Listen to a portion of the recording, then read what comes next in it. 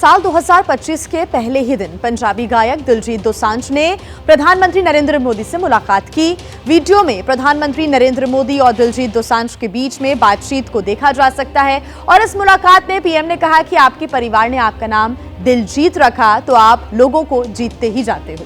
अब इस पूरी मुलाकात का वीडियो भी सामने आया है, दिखाते हैं आपको वीडियो। सत श्री अकाल जी।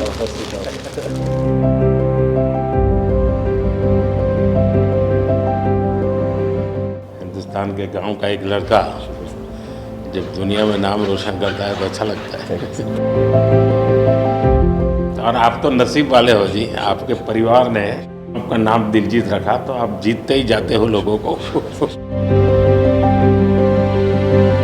हम पढ़ते थे, मतलब ये लिखा हुआ सब जगह और खुद कि मेरा भारत महान, लेकिन मेरा भारत महान मैंने इस टूर में एक्चुअल जाना सर। जब मैं भारत घूमा ना जी पूरा तो मेरे को पता चला ये क्यों कहते हैं मेरा भारत महान। सचमुच में भारत की विशालता एक अपना शक्ति है जी। ये बेनिफिट जनसंख्या इसलिए मिलता है ऐसा नहीं है, हम लोग एक वाइब्रेंट सोसाइटी है।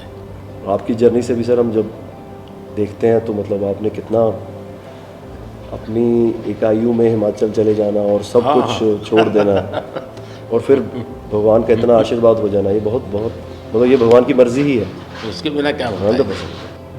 हमारे देश में हर इंसान पौधे में भी परमात्मा देखता है। 100% देखते हैं, मतलब हम वेस्टेज नहीं करते हैं। हाँ, थ्रो अवे कल्चर वाले लोग नहीं है। रिसाइकल रीयूज अभी दुनिया में नाम आया है, हमारे तो ब्लड में है। हाँ जी, दुनिया को इसका पता नहीं है जी।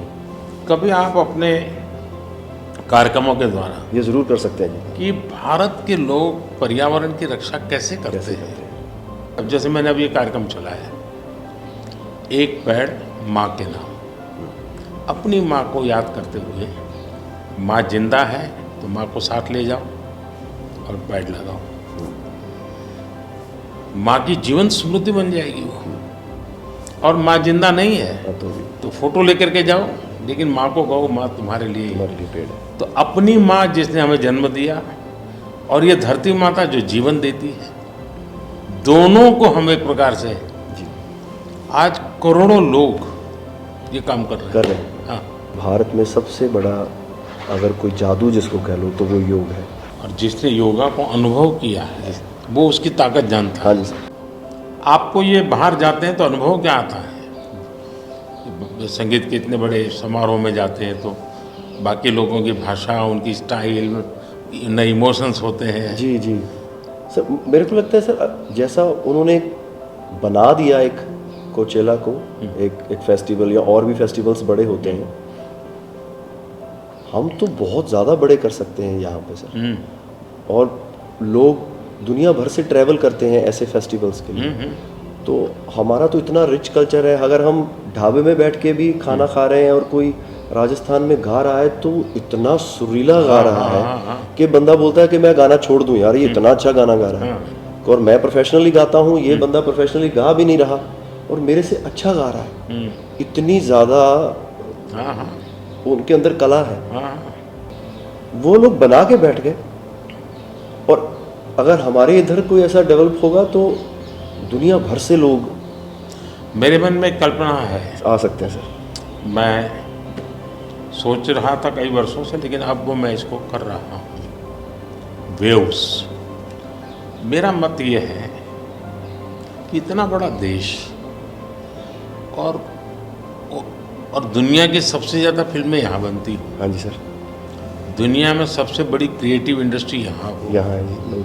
तो मैं यहाँ वेव्स एक बहुत बड़ा मूवमेंट खड़ा कर रहा हूँ और दुनिया की क्रिएटिव वर्ल्ड को मैं इकट्ठा करने वाला हूँ अप्रैल में जी। अब दुनिया का क्रिएटिव वर्ल्ड का सेंटर हिंदुस्तान। मैं एक बार जर्मनी की चांसलर मर्कल जी, तो हम मिले तो उसने मुझे संगीत का विषय निकाला। तो मैंने उसको कहा कि मेरे देश में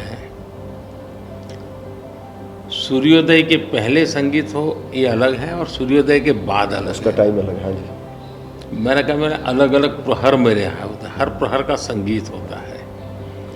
फिर मैंने कहा सैड सिचुएशन है तो एक संगीत है, जॉय है तो एक है, तो फिर उनको बड़ा इंटरेस्ट लिया।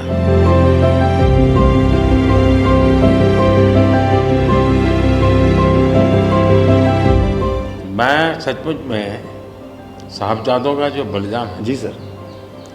लेकिन सिख परंपरा ने उसको जिस प्रकार से निभाया है, जी अद्भुत है। मैं तो पंजाब में रहा हूँ तो मुझे मालूम है, माता गुजरी और 7 दिन तक लोग सोते नहीं, और घर सच्ची नीचे सच्ची सोते जमीन हैं। पे सोते हैं जी। हाँ जी हाँ जी। मुझे खुद को बड़ा इमोशनल अपील करता था। हाँ जी हाँ तो फिर मैंने यहाँ आकर के 26 दिसंबर को जी। हाँ जी बात वीर बाल दिवस मनाता हाँ हूँ, जी। और मैं देश के हर बच्चा को चाहता हूँ कि वो समझे कि कैसे वीरता होती थी, जी सर। आस्था क्या होती थी। कच्छ के अंदर लखपत में गुरुद्वारा है। 2001 में जब भूकंप आया तो उसको काफ़ी नुकसान हुआ गुरुद्वारा को। गुरु नानक देव जी वहाँ रहे थे, तो मुझे बड़ी गहरी चोट पहुँची।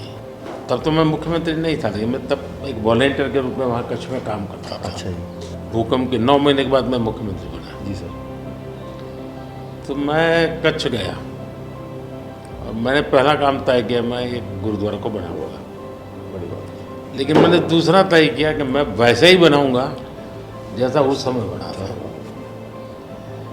तो ऐसे लोग कौन मिलेंगे, तो मैंने बहुत ढूंढा मिट्टी कहाँ से मिलेगी उस प्रकार की। जी आखिर को मैंने राजस्थान से कलाकारों को लाया, आर्टिस्टों को, और उनके बाद जैसा था वैसा बनाया। ऐसा बन गया। तो मैंने आपका इंटरव्यू देखा था सर अभी हाल ही में, हाँ, उसमें जब आप अपने माँ और गंगा माँ की बात कर रहे थे, जब आप हाँ, इमोशनल हो गए सर, वो मुझे बहुत टच किया।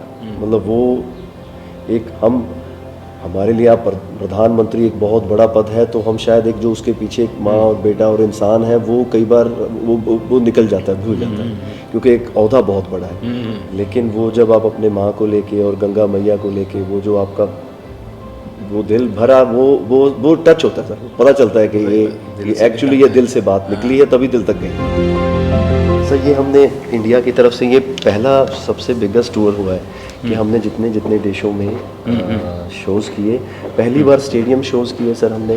ये इस साल जैसे टूर कल्चर हमारे कम था हमारे। अहमदाबाद में कहाँ किया आपने? गिफ्ट सिटी में? हाँ जी हाँ जी अच्छा। हाँ जी हाँ जी सर। वो गिफ्ट सिटी भी एक मेरा बड़ा ड्रीम प्रोजेक्ट। हाँ जी सर, हमने सबने हमको बताया सर, हमसे जलेबी फाफड़ा भी खाया और सबने सबसे बड़ी बात है, मैं आपकी तारीफ करने के लिए नहीं कह रहा, नहीं सर। इस शोहरत को पहचाना। और मैं आपके व्यवहार से देखता हूँ, लोगों से सुनता हूँ कभी कभी, तो मुझे लगता है कि आपके माता पिता के संस्कार का हो या गुरु की कृपा का हो, आपने सारी चीज़ों को पचाया है, शुक्र। उछल नहीं पड़े।